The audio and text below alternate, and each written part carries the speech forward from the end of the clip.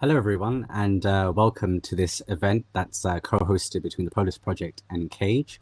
Polis Project is a research and journalism organization that really produces very cutting-edge research and provides an amazing resource for information about various crises that are going around the world.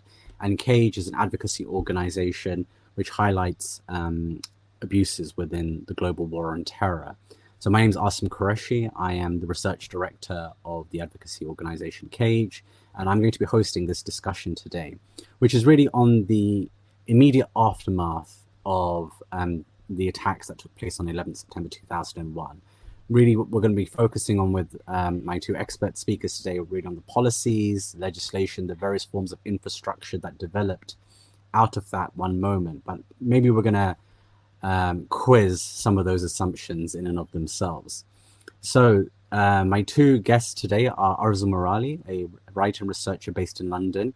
She's one of the founders of the Islamic Human Rights Commission, formerly editor-in-chief of the Palestine Internationalist magazine, and currently one of the editors of The Long View. Arun Kundani writes about racial capitalism and Islamophobia, surveillance and political violence, and Black radical movements. He is the author of The Muslims Are Coming, Islamophobia, Extremism, and the Domestic War on Terror, which was published by Verso, and The End of Tolerance, Racism in 21st Century Britain by Pluto. So welcome to you both, and thank you for taking the time to join us and to really give us your expertise. And just to get into it straight away, I wanted to ask you about the presentation of the 9/11 attacks as something that was exceptional and that required an exceptional response. How might you respond to that? Maybe Arzu, if I could start with you and then come to Arun. Bismillah. Thanks to the organisers and Asim in particular, Arun, for tolerating my thoughts on this topic. When I received your invitation, I agreed, and then it only sort of struck me afterwards with kind of terror that in my heart that I don't know what I am talking about. It's been 20 years of responding and then saying, oh, we shouldn't just be responding, we should be thinking of a big picture. And, this wasn't an exceptional moment to answer your question. And then looking back over things that we've done in that period and thinking, well, actually, we did not listen to that advice, or we were not able for legitimate reasons to act upon it. So back to this point about 9/11 as an exceptional moment, I think its exceptionality is only in that of the impact it had, firstly on Muslim communities, but then the kind of accelerated impact it had on wider issues around political space, for want of a better phrase. The idea that what happened was so awful it triggered these responses was one that I think a lot of us tried to sort of expose at the time as what are you talking about? Neither is this exceptional in terms of the level of violence. Neither was the response something new. At least in the United Kingdom, we already had two lots of legislation, 97, 2000, which were purporting to target this strange, undefinable terrorism, which was clearly targeting Muslim dissent, Muslim opposition. The 97 Act in particular was sort of, what's the word, implemented against small groups of Muslim exiles in London in particular. And that in itself was not also new. That was a kind of a rehashing of some of the stuff that had happened to the Irish community already, and we can start going back endlessly in terms of how the British state actually operates. So yes, 9/11 as an exceptional moment is a kind of amazing, what's the word? Amazing successful discourse that really defies any truth in the meaning in the actual conception of it. I will leave it there because otherwise I will take up 25 minutes. Just no worries at all, Arun.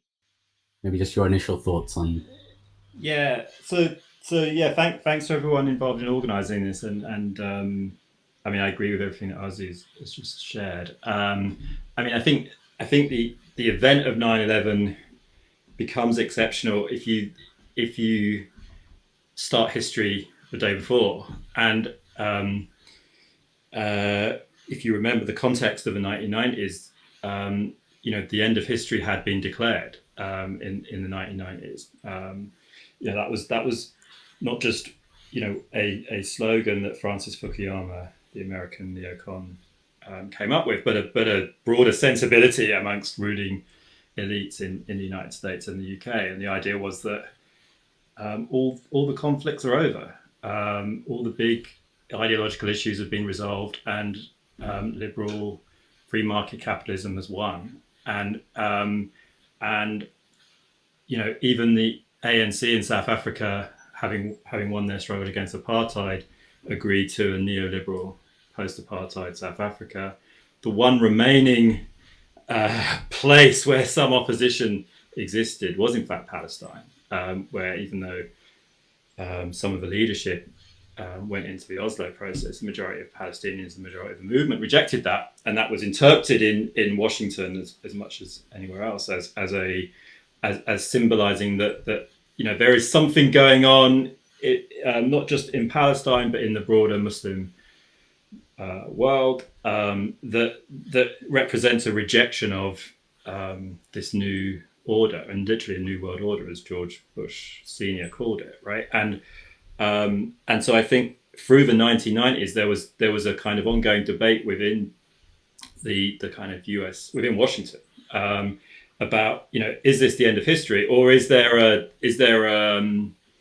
the clash of civilizations, right? That, in other words, if you believe in the end of history, there's always the anxiety, or what if everyone else doesn't agree to the way that we've defined the end of history, and what if there's forces out there that want to oppose that, and the candidate that was constantly referred to was Islam, and 9/11, I think, for those people in Washington, kind of settled that debate, that now the world would be understood in terms of a clash of civilizations, and history was up and running again, and that was, I think that's the way that I make sense of why the event was, obviously on its own terms, the event is significant, right? Like it's a large number of people being killed on a single day in a single event. It was always going to be significant, but the real deeper kind of meaning of that event, I think, geopolitically, was that it shattered that consensus that the end of history might be upon us, and kind of everything that follows, I think, follows from that kind of the trauma, right, for the victors, that their victory was not what they thought it was, right? The victors of the Cold War, essentially, right? Their victory was not what they thought it was, and of course, from this point, 20 years later, any idea that moment of the 1990s might have been some kind of stable new order has been pulled apart in all kinds of directions, whether it's the financial crisis of 2008, whether it's the rise of China, but 9/11 was in a way the first significant moment when that idea of the kind of permanent 1990s was shown to be flawed. No, thank you for that, both of you, and kind of just thinking about that a little bit more in terms of, the exception, or as Arzu mentioned, kind of the narrative, or the rhetoric that was created that exceptionalized 9/11. Arun, obviously, I'd like to hear from you as well, Arzu, but staying with you, Arun, why did the U.S. response take such a racist and imperialist form in the way that it was prosecuted? Because we've seen things like this before in the past, especially during colonial history, but like it seemed to mimic that. Yeah. Absolutely, and I think for me the reason is to do with precisely the shattering of that fantasy of victory that I was just speaking about, right? So I think sometimes we think of how how elites make decisions in terms of they're really smart and they know what they're doing, and they find clever ways to cover up their real motives, and it's really about oil, or it's really about resources. And I mean that's part of the story, but I think that there's also something that goes on where they're kind of pathological, right? And they don't really understand their own motivations for what they're doing, and that's where the racism comes in. And so I think what was happening was that a kind of fantasy of omnipotence that had emerged in the 1990s was shattered by 9/11, right? And that fantasy, they couldn't confront the fact that the US was no longer going to be the dominant power in the world for all time, which is what was becoming obvious, I think, in that moment. And so they project that anxiety, that kind of trauma onto an enemy, right? And that means a racial enemy, right? So I think what happened was that an idea emerged that said the only reason why in what they would have called the Muslim world, why there seems to be opposition to the US idea of what the world should be like. The only reason, it can't be because they have some legitimate grievances. It can't be that Palestinians are living under a colonial occupation, and so we're dealing with a straightforward, very, very familiar political issue that has a long history. It can't be that. It must be that there's something about Muslims or something about Arabs that just makes them kind of fanatical and violent and irrational, unable to succumb to what is obviously the more reasonable way to live. And that's where the racism comes in. And that's where, as you say, Asim, a certain kind of colonial history gets reactivated because those tropes, have a long history in European colonialism. And we get and where it leads to, of course, is genocidal violence, right? I mean, I think when we look at what happened in the subsequent years of even the conservative kind of analysis. By conservative, I mean like the analysis that is trying to be very narrow in its definitions and not speculative. That kind of analysis of like how many people died in the subsequent wars, puts the number over 1 million. And so we're dealing with, at least 1 million people killed in wars that were both illegal and unnecessary, colonial wars, really. And the only way that you can explain that is if you understand that the victims of those wars were racialized in their Muslimness, right? And that's how they were dehumanized, and that's how their lives could be taken so easily by the US and the UK war machines. And we've never had any justice or accountability for that. I mean, people think it's boring now to talk about the Iraq War, but just the people, the cheerleaders and the planners of those wars, are still in business, and as we speak, conducting new campaigns of violence. So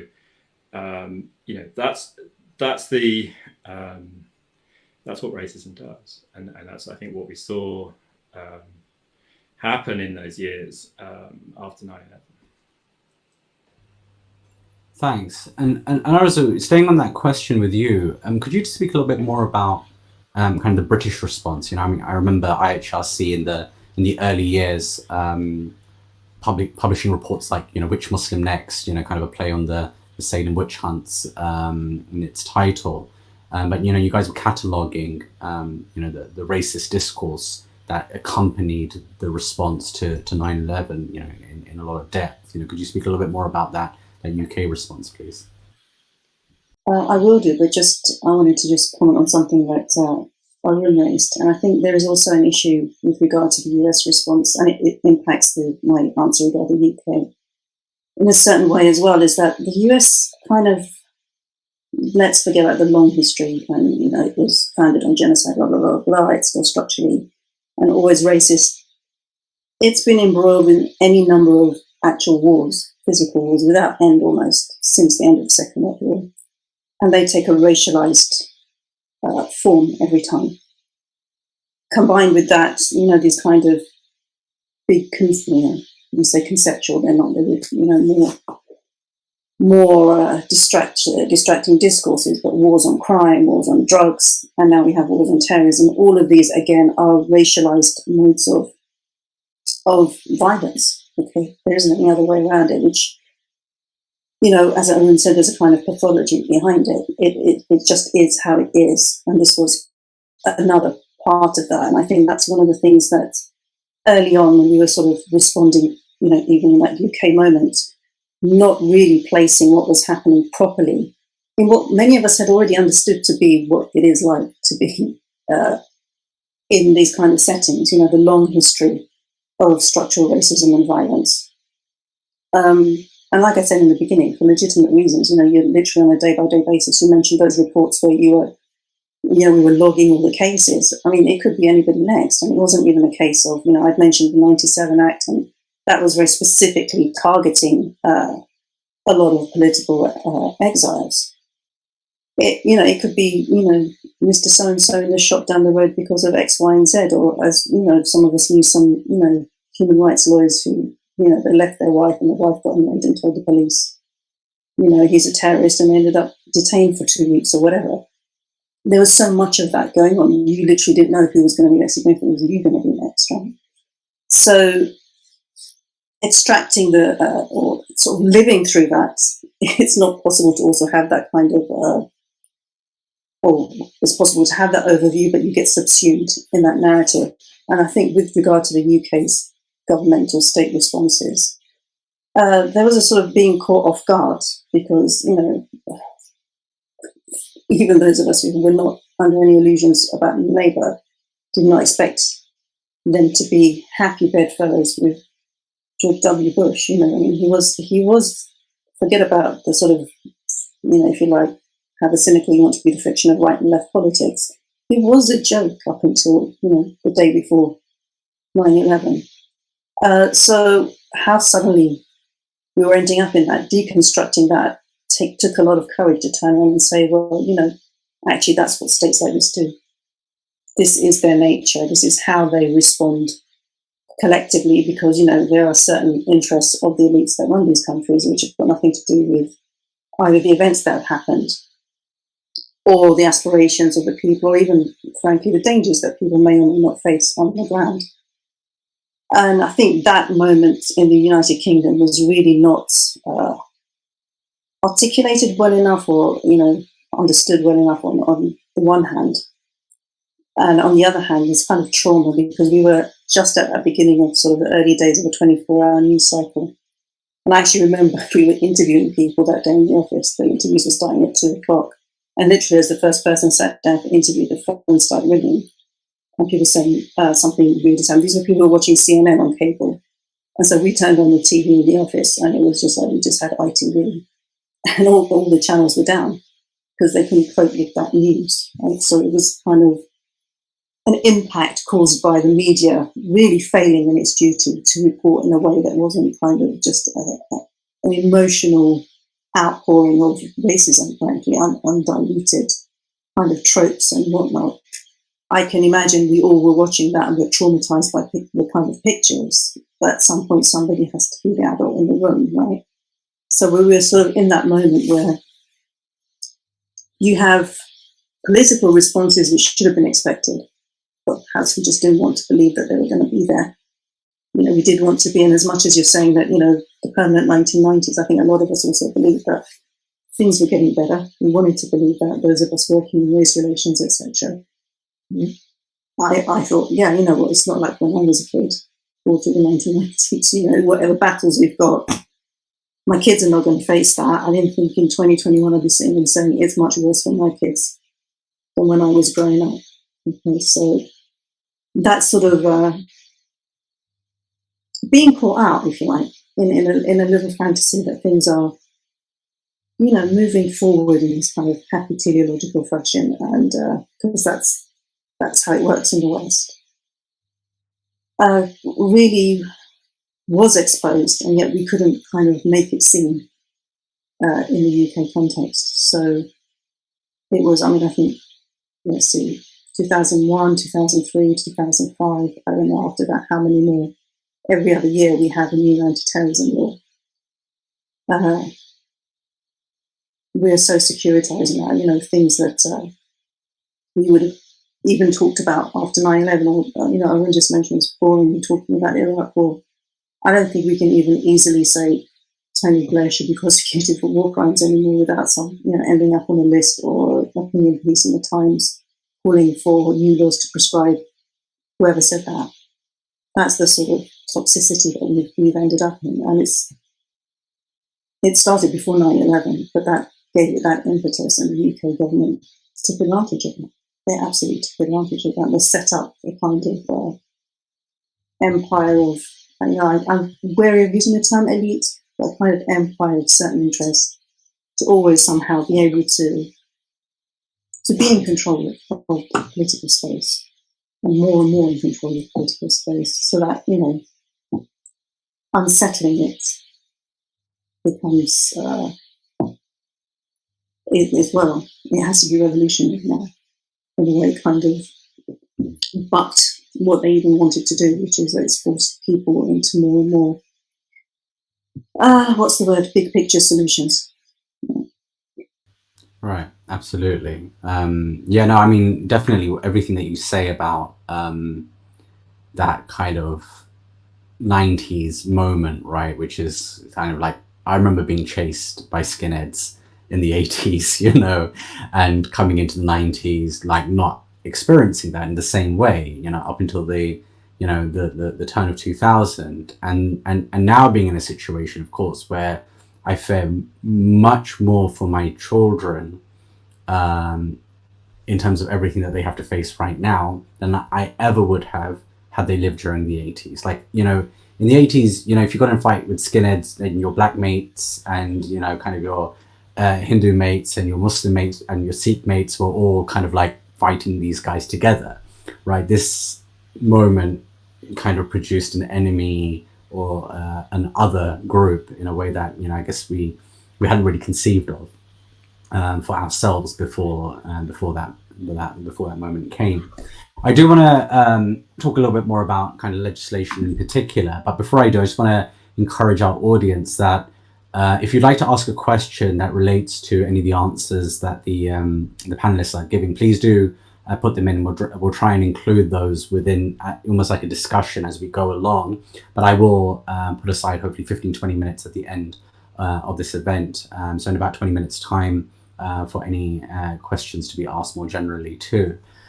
But yeah, staying with you, Arzu, I guess the question comes, we're constantly fighting against the latest kind of egregious policy or piece of legislation or statement by a prime minister or a minister, right? Like, it's always, we're outraged by the next thing. We issue press releases, we kind of condemn the impact that whatever new piece of legislation is.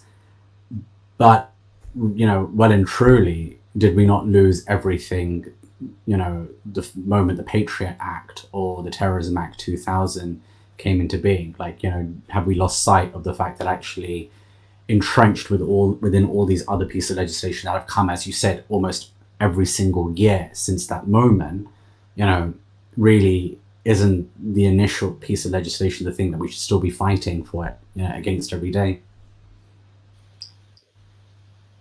Yeah, I don't even know if it's about the legislation anymore. When I was looking back on it, and it's almost about I think even when we talk about the legislation, it becomes a knee-jerk thing. I think the more I think about it, 97 was more important than 2000. That, that's when you had it written down, this kind of term, terrorism or terrorist act, right? And it being so, obviously, the obvious point, we make it to this day, it's too vague. Nobody knows what that means. We have enough laws to prosecute crimes of violence, political violence. You don't need new laws, right? That was probably the basic position, that we should have all come up with. But of course, we're working in in the 90s in the UK. So I will leave Patriot Act to Arun. I don't know if I can speak to that with any kind of competence, but you're talking about these issues being picked up by civil liberties activists who are somehow also different from anti-racism activists, right? An anti-racist civil society, the sort of established civil society that had been, I think people thought organically grew and became kind of mainstream after basically the riots and the political moment of the early 80s, but which maybe with hindsight you could say quite a lot of them were co-opted into the system. Right? They were not really dealing with the counter-terrorism issue. Muslim civil society, for whatever reason, X amount of it scared, X amount of it. I mean, they didn't want to still talk about Islamophobia back in the end of the 90s, right? Never mind anti-terrorism. Everybody was all over the place. We had already lost any kind of systematic political movement that could challenge structural racist issues, and the interconnection between all of those issues completely lost on most people. So, even organizations like ours who are working on Islamophobia and counter-terrorism, it's very hard to have an integrated kind of response when there isn't a movement around it. Then you're just literally still having an integrated press release. I dug up one where we were saying, well, you can't define terrorism, but you've got an act, and at the same time you say you're not going to legislate against religious discrimination because you don't know what Islamophobia is, right? It was a great point, but we are 2021 and they still can't define Islamophobia, despite millions of definitions being given to them. But hey, everyone's a terrorist now, right? So I forget the specifics of your actual question, but that sort of losing the momentum, it's not even so much about what we lost then, it's we haven't been able to regroup. And I think we've had a few moments now where not only the desperate need for a movement, but even the kind of potential for it was there, and it was thwarted, not least by our own kind of failures. I'm saying our in this kind of very arrogant ways, if I could speak for civil society, but I think key players have failed, and it's just left everybody else kind of in that mess. It's not even just. I do want to come back. I do want to come back to the question about civil society in more detail, but maybe we can get Arun's thoughts on the Patriot Act first. But definitely, I'm going to circle back to that because I think it's so important for the whole discussion, really. Yeah. So I think. Yes, there was a thing that happened, right, where in the days and weeks after 9/11, I think people, people like Cheney and Rumsfeld and those other folks all understood that this was an opportunity for their political agenda, even as they criticised anyone else for trying to think about the politics of the event, and they rolled things through very quick. And they, Tony Blair was open about it, right? He gave that speech where he said, the kaleidoscope has shaken up and we've got to put new things in place before the bits settle down again, and so that was basically him saying this is a moment and it's not going to be there forever, let's get things that we want now. And Guantanamo, Patriot Act, beginnings of mobilization for the Iraq War, all those things kind of started in the days and weeks after 9/11, war in Afghanistan,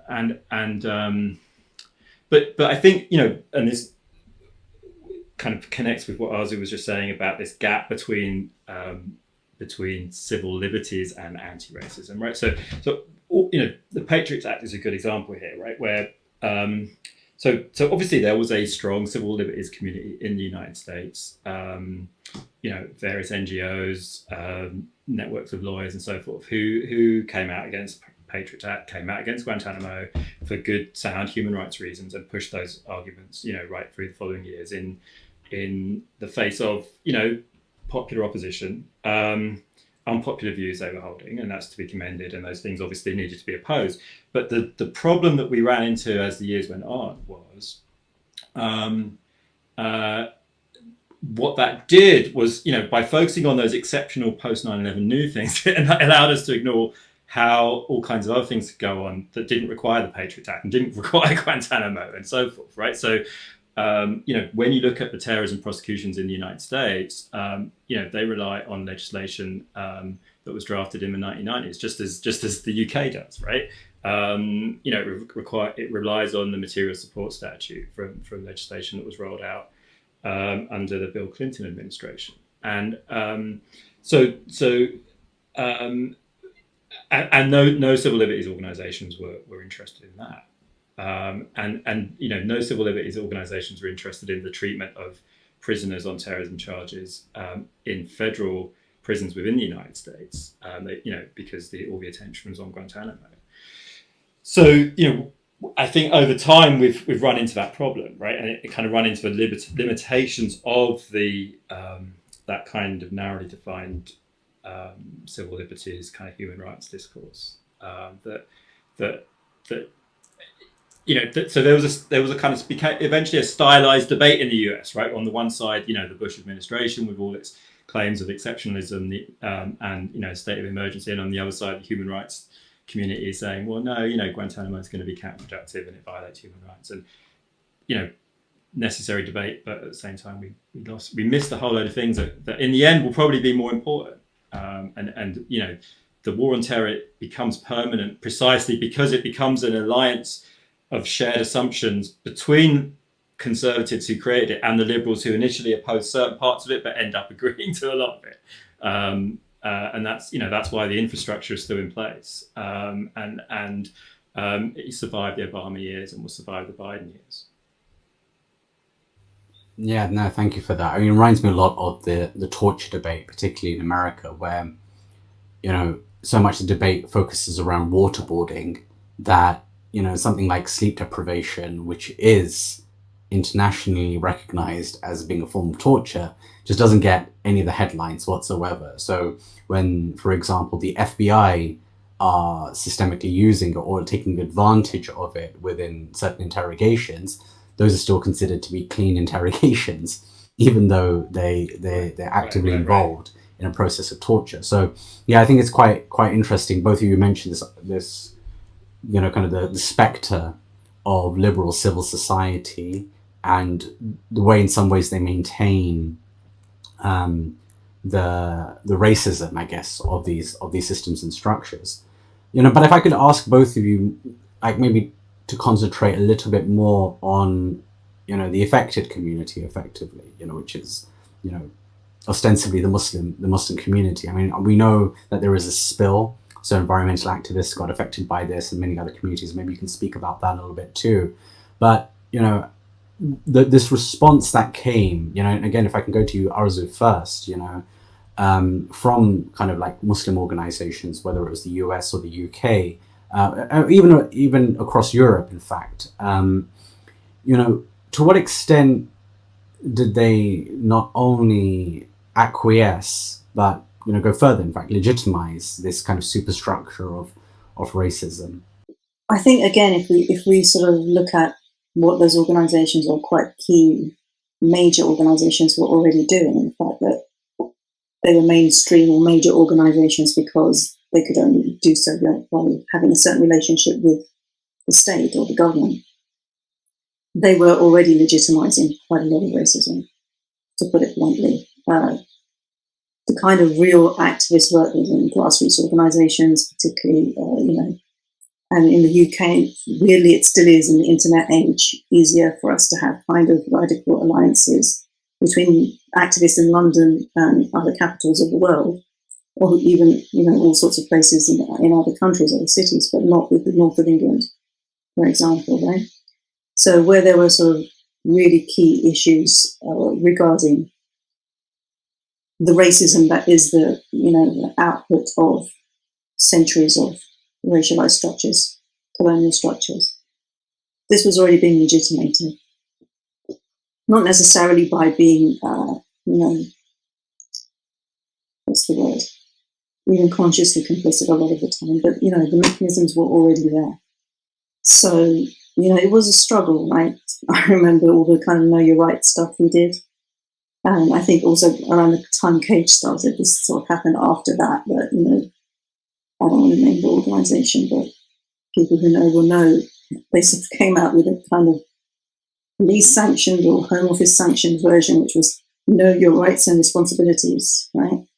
So even when they finally came on board with the idea that you have to challenge the excesses of the state's power, even if it is only to advise people that they know what their limited rights are within that specific piece of legislation, they threw in the kind of completely unnecessary, unwarranted addition of responsibilities that, somehow Muslims as the exceptionalized community need to understand themselves through their, being told by their leadership, in effect, or their, state-appointed leadership, that they are different.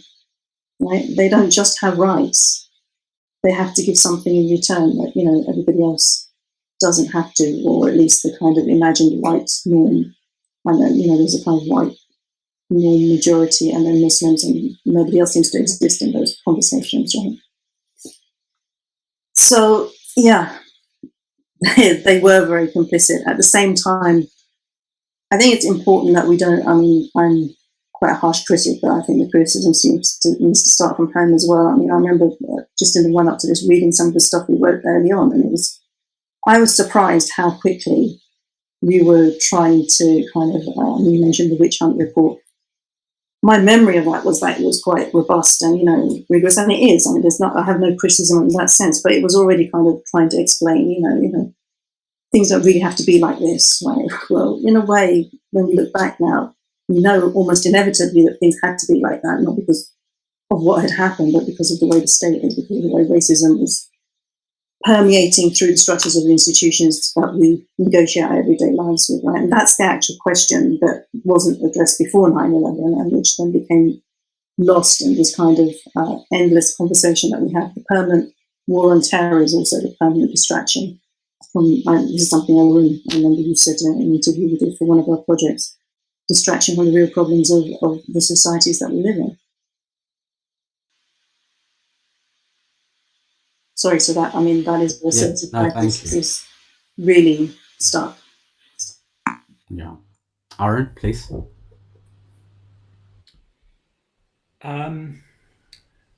Yeah, I mean, I think the way into this for me would be to think about how to kind of pick up on that stuff we were talking about a minute ago about what happened in the 90s, where it seemed like there was some kind of new kind of consensus emerging, you know, that you might associate with the Macpherson report. You know, our kids wouldn't have to deal with some of the things we dealt with, and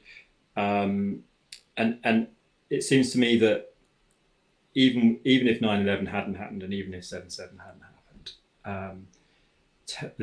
the discourse of terrorism would have been one of the key ways that possible emerging consensus was stemmed and kind of unwound, and you know, that was already happening in the 1990s with the 97 Act, with the 2000 Act.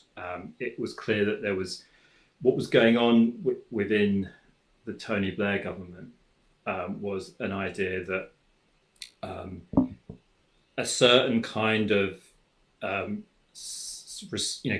certain section of Britain's racialized populations that were considered settled and respectable would be incorporated, epitomized in a way by the Lawrence family, epitomized by, you know, those images of rags to riches, Asian entrepreneurs, and so on. You know, all those kind of images of the good immigrant, and then, but the flip side of that would be your refugees, your asylum seekers, your people accused of terrorism, and Muslims gradually started to fold into that second category, right? Over time, from the late 90s onwards. I mean, the Rushdie affair was a sort of major starting point of that. It was certainly preceded 9/11, and so the, you know, that idea of the good and the bad immigrant, it was what was central to New Labour politics, actually. And the idea was that if that would be the way that they could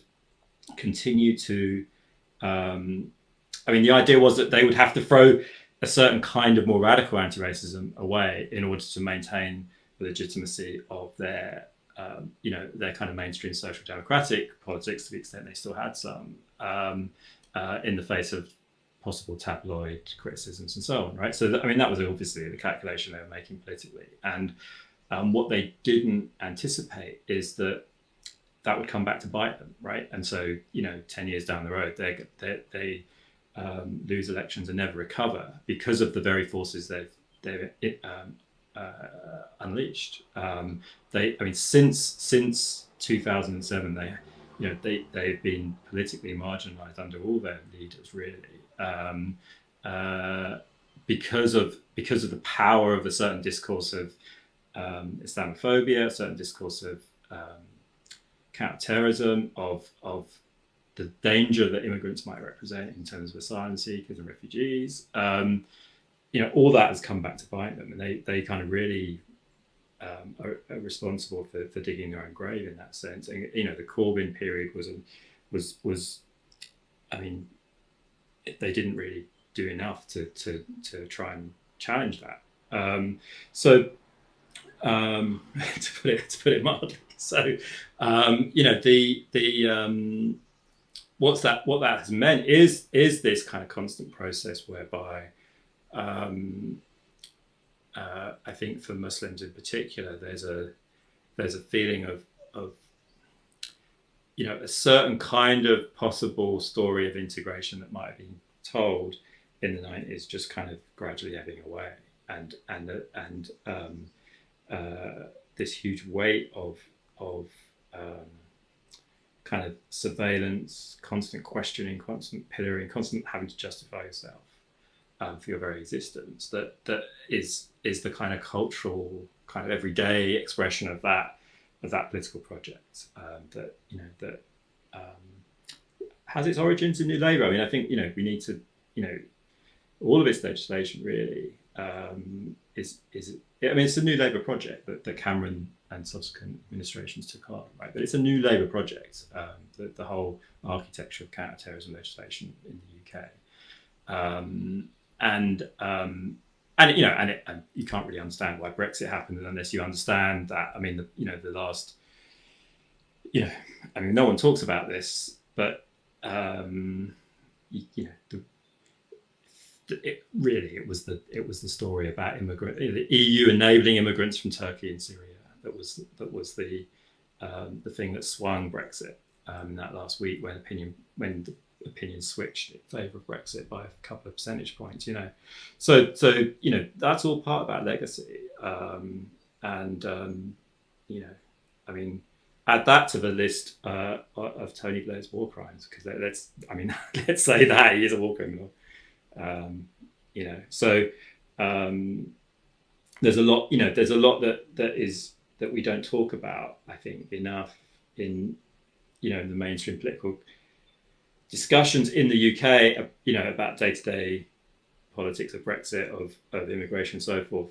We don't link it back to that period, and we don't put Islamophobia as the one of the key parts of that story in its right place. The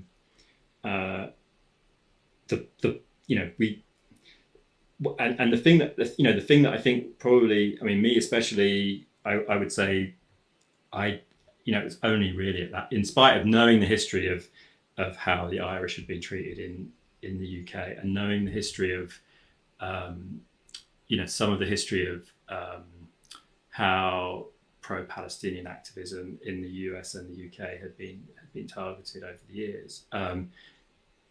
It was still astounding to see the power of the discourse of terrorism, and how it could seep into every sphere of civil society and block, and win over people that you thought would be on your side, like the mainstream liberal opinion in the UK, just succumbed. And we were bamboozled, I think, those of us who wanted to object to all that. We were kind of just bamboozled by the power of that discourse, right, of that terrorism conversation. Then add to that over the following years,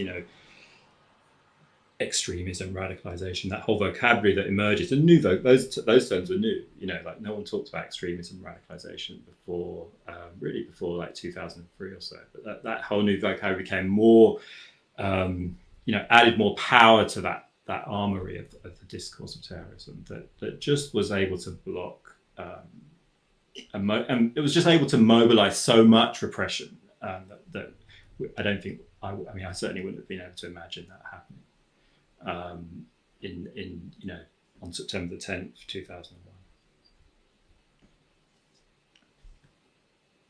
That's great, really great from both of you. Thank you. And definitely a lot to think about, especially in terms of like how we might now think about actively resisting this. I mean, it's funny because so much ground has been lost. You almost at times feel like it's it's an impossibility. But, you know, does that mean that we stop our efforts? You know, I think the fact that we're all doing what we do suggests that, you know, we hold out for some kind of hope that we can affect some kind of change in some place, I guess. And I do want to get into a question of kind of the efficacy of our actions, but I want to go to this question that we were asked, which is going back to Arzu's point about the limitations of focusing on laws.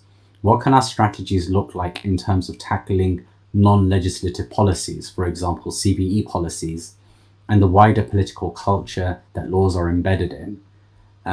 So maybe I can stay with you, Arun, for that one, and then come to Arzu then after that. And you can see the question. I don't know if both of you can see it, but you can read it in the question box. Yeah, great question. I mean, I think when it comes to, like, in the UK, the prevent policy, one of the things that's always struck me about that is how, so, you know, in its original conception, the prevent policy was presented as a community partnership policy, right? And so its vulnerability was always that it required a community partner, right? And so I think, you know, more or less it's accurate to say that once we exposed it and started talking about it and started raising our concerns with it, Muslim communities pulled away from it to a significant enough degree that there was no longer a substantial community partner for the project. And so that's why then they have to bring in legislation to say, all right, well, the community wants to pull away, we'll create a structure that involves you know, forcing it on schools and colleges and hospitals and so on, right? But then, you know, the next stage of the political history of prevent is that those institutions start to resist it as well, institutionally rather than in a community sense, right? And so, you know, the history of prevent is a constant series of the government failing to impose it on the partners that are supposed to be partnered with it. So, you know, I mean, the policy exists and it's implemented, but it feels very fragile always, and it feels like there's huge resistance just beneath the surface always, right? Like, I know a lot of teachers don't, even though they're supposed to report things, they don't, right? So it's kind of that kind of hidden passive resistance to it, right? And that's the reality of it. And I think, you know, we can generalize that to, you know, wherever there is a CV policy in the world, it is always vulnerable to that kind of approach of refusing to participate in it. And once you get to the point where civil society doesn't want to participate in it, there is no CVE without some kind of partnership outside of, you know, that's what CVE is by definition. So it has that vulnerability, and I would advocate anyone who is involved in you know, in CVE engagement in their work or whatever, to just simply withdraw, whether you do that privately or even better as part of a campaign, because they can be defeated that way. Thank you. That's great, Arzu. I think, as Arun said, I'm always the one who sounds terribly pessimistic. There have been lots of campaigns and lots of successes, even though I said, okay, we focused too much and it was too knee-jerk. There were lots of things that did happen that you can chalk down as a success, or, you know, at least a pushback of some sort. I think the place where we failed, and this is the place where we need to really, I don't know if we want a better word, just get our act together, is the fact that there isn't a kind of systematic attempt to address the wider problems. Okay, so we are not able to connect these different challenges together, not only with the bigger picture of we have a problem with anti-terrorism or CVE, whether it's through prevent or whether it's through laws, but that actually this is also the outcome of racism at the institutional and structural levels in this country. And it requires a civil society leadership, whether it's Muslims or whether it's, you know, the established civil liberties organizations, who are willing to basically come out and say, not, oh, this is racist in the mildest way, where, you know, people are accidentally being racist without realizing it. And I'm sure if they understood what was wrong, it would be fixed. Hence, we sit down and write all these endless briefings about, how this or that is a violation of X, Y, Z Human Rights Convention. It's actually the point where you have to say, it's a rotten system and it's time we change it. Okay, and it requires some, what's the word? I guess guts, right? And I don't mean that in the sense of, anybody who doesn't say it is a coward. It's everyone has got the right to be totally petrified every time they speak about these issues. I mean, we are not in a good situation, any of us. But at some point, things have to be said, and it's gotten past the point where we can keep having strategies where we're challenging the things that are happening in a way that somehow it's a big misunderstanding. Because it's not, whether it's directly intentional or just pathological power, just running amok. Something has to be named, right? And we are failing to name the problems, even if we misname them quite a few times. We're not coming up with any kind of alternative narrative. And that's what we're lacking. Arun mentioned the sort of the Jeremy Corbyn moment, and I think that was a point where you had a sort of potential of having alternative discourse.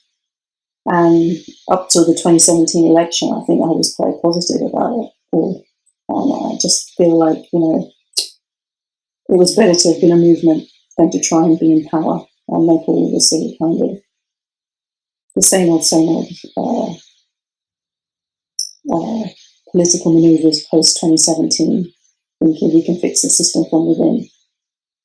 There has to be some kind of more systematic way of understanding that, we can have these responses, whether we're talking about legislation in this way, we can at the same time have strands of critique that are talking about systemic issues, and we can also be calling for a completely different world, and at the same time be, practitioners under, I don't know what human rights legislation we've got remaining, but whatever is left.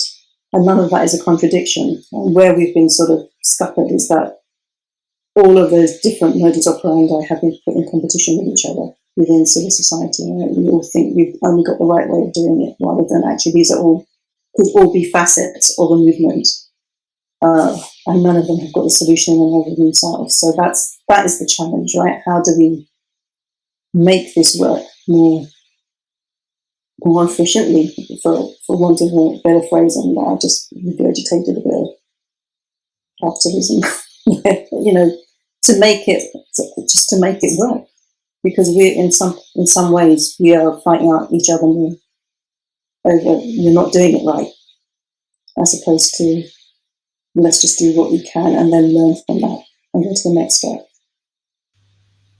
Well, I mean, if you don't mind me, like, just quizzing you on that a little bit, and both of you, in fact, because if we think about it in terms of like practical terms, if I was to pick the one policy that post 9/11, well, I mean, this legislation predates 9/11, but is used kind of most ubiquitously post 9/11, which is in the UK context, Schedule 7 of the Terrorism Act 2000, a piece of legislation that allows border agents and the police to stop anybody and question them, makes it a terrorist offence to refuse to answer questions for those who don't know. I mean, as criminal law stands in the UK right now, I could go outside right now, hurt somebody, kill somebody in the street, and I have the right to silence all the way up until my trial, and even during my trial, about the actions that I have carried out.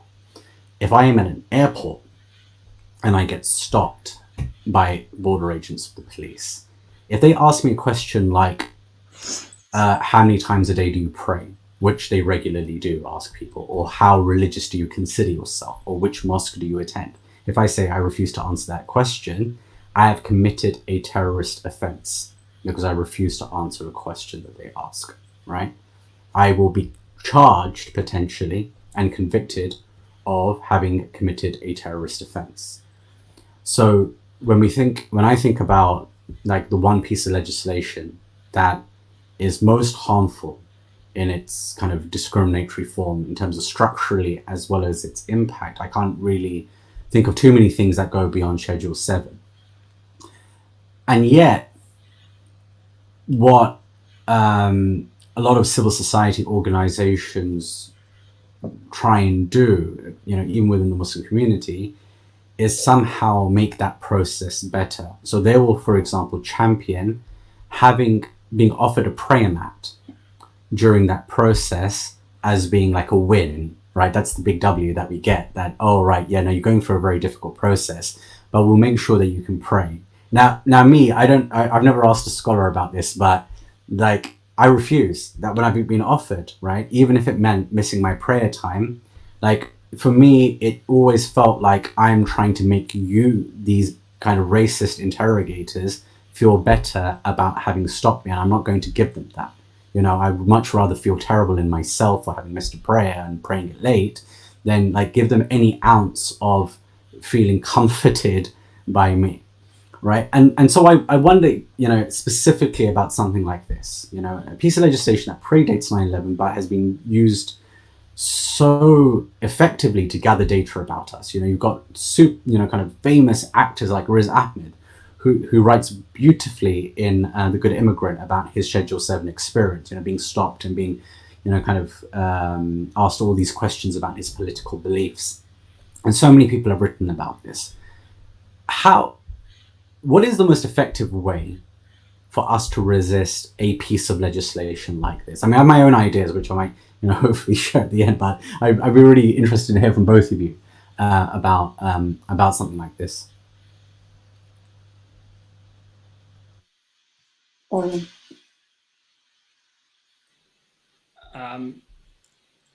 Yeah, that's a very easy question, Asim. There are no difficulties there at all. I mean, the first thing I would say is, it is a victory in itself that Cage exists and that IHRC exists at this point after so many attempts to shut them down, and after I mean, the full weight of the state has been used to try and do that, and you're still going, right? And without organisations, any discussion about tactics just becomes meaningless, because you need the organisation to implement a tactic, right? And I think it's I mean, I don't think I don't feel comfortable kind of trying to, from where I'm sitting, trying to lay out some kind of program for challenge. But what I would say is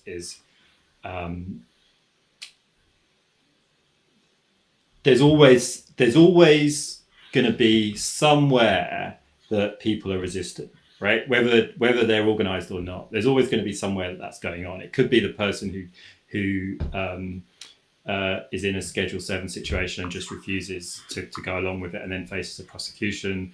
Or it could be, someone who just is a kid who refuses to be stopped, searched on the street under Terrorism Act and gets arrested, or whatever it is. There's always going to be things like that happening, because a oppressive system always produces some acts of resistance, no matter how terrified people are. And the what you were just describing, Asim, about asking for a prayer mat it's a symptom of weakness, isn't it? Because we have an empire that uses ideas of multiculturalism and religious tolerance to legitimize its oppression, and so that's why you get these kinds of recommendations coming up on our side, because it fits with the system's own way of thinking. I mean, it fits with the fact that the one thing you get in Guantanamo is a copy of the Quran, and that's how the system says, well, look how much we respect Islam, right? And so but wherever, because there's always going to be resistance somewhere, it seems to me what you do is rather than starting with a particular thing like Schedule 7 and say, how do we fight this? You start with where people are already beginning to emerge in resistance. And then the question is, how do you support them and empower them and organize them? And then how do you build from that one specific issue that they're beginning to resist on to broaden it out, to get them to think about, this one thing, like say stop and search, how is that part of this broader system of the domestic war and terror? How does it connect to other struggles that people are fighting? How does it connect to the experience of African Caribbeans under stop and search, start to build those alliances and work up from there until you get to the point where you have, more and more people drawn into a movement that reaches for the whole system, right, and starts to question the whole system, even as it focuses on particular aspects of that system, because you can't take on the whole system all at once. You need to start somewhere, right? So that seems to me the way I would think about it. And I would say over the last few years, I think I feel more optimistic today than I did, 5-10 years ago about the prospects for those kinds of movements, because I feel, our 18-year-olds are actually much more politicized and understand what they're up against much more than we did when we were 18. At least let me speak for myself. And they are coming out. Certainly in the United States, we've seen 15 million people on the streets last year in movements against racism, and that won't. And those are, in my experience of being on one or two of those protests, average age literally 18, teenagers, and they're not going to go away. So the question is going to be, how do we support them, and how do we build connections between the different places where that kind of movement is emerging, and strengthen it and generalize it. Thank you. And Arzu, I think that this is a really kind of great place to have final words from you as well, kind of like thinking about this in a more constructive way, and then hopefully we can bring this excellent talk and discussion to an end. I concur with pretty much everything Arun just said. That linking up the resistance to that one bit with, as he said, stops under terrorism, that sus laws, we just opening up the circles of understanding. This is really key. And I didn't know about the getting a prayer mat being a win. I have no idea who that's from, but that is shocking. But at the same time, part of me is there, well, okay, somehow we also have to have communication with those types of activists, right? And I think, they, in as much as the young are quite politicized, we have to, find a way of getting them to also see, do not make the same mistakes we did, do not get co-opted, do not get distracted. But with these types of organizations, and having that kind of understanding of people like ourselves to be self-critical as well, that, okay, the things we think are wins are not necessarily wins. Just to leave it on my own wonderful experience of Schedule 7, where me, hubby, at that time 12-year-old and 8-year-old were pulled over on our way out to Iran. And so that was about 8-9 years ago, I guess. We went through the whole complaints procedure, right? And these are people who explicitly said to us, you've been Schedule 7. They didn't say it to begin with, but, we knew what we were doing. So we said, is this a Schedule 7? Yes. Went through 3 years of complaints, at the end of which we were told there is no complaint to be heard because actually it wasn't a Schedule 7, right? So when the when the case is black and white, right, you still don't win. So it's kind of being able to somehow take the idea that, you're not going to win through using the system, whether it's little tokens of multicultural tolerance and acceptance, or whether it's human rights narrative, or whether it's this wonderful, we're great with this in the UK, the kind of, bureaucratic complaints procedure, at the end of it, you'll get your bins collected on the right day, or, somebody will apologise to you for Schedule 7, well, you might get your bins collected eventually, but the Schedule 7 win isn't there, right? It's kind of getting that knowledge wider, and that's a struggle in itself, but that might also be a win in itself. Maybe our generation are not going to have the successes, but at least we have to stop hemorrhaging of what we've been hemorrhaging, basically. So maybe not as optimistic as I should be, but for people who know me, that's pretty optimistic, right? I mean, I think thank you to you both again, for all of your really wonderful insights throughout this last hour. I think one of the things that's really important for me, reflecting on what both of you have been saying throughout this discussion, is it's so important, especially for that next generation, to really take these wisdoms that you're giving, because if you don't have that long view of history, if you don't have that longer view of the kind of activism that's taking place, then you can sometimes get these activists who come along and say, well, XYZ has never been tried, except it nearly always has been tried. Like, there's always been somebody who has tried something, one aspect of dialogue with, you know, kind of the system or the structure of injustice, right? And nearly always it's failed, right? Like, the reason why we're at where we're at is because of the different types of concessions and the grounds that have been given over so many years. And so I think this discussion was a really useful exercise in just reminding us that a lot of work has been done. There's been a lot of movement building. There's been a lot of engagement and non-engagement too. And if we lose kind of sight of that history, then we're just going to constantly replicate all the mistakes that were made in the past. So, you know, thank you again for obviously all the work that you already do, but, you know, for taking your time for us as well. So, and thanks to the Polis Project and my colleagues at Cage for putting this all together.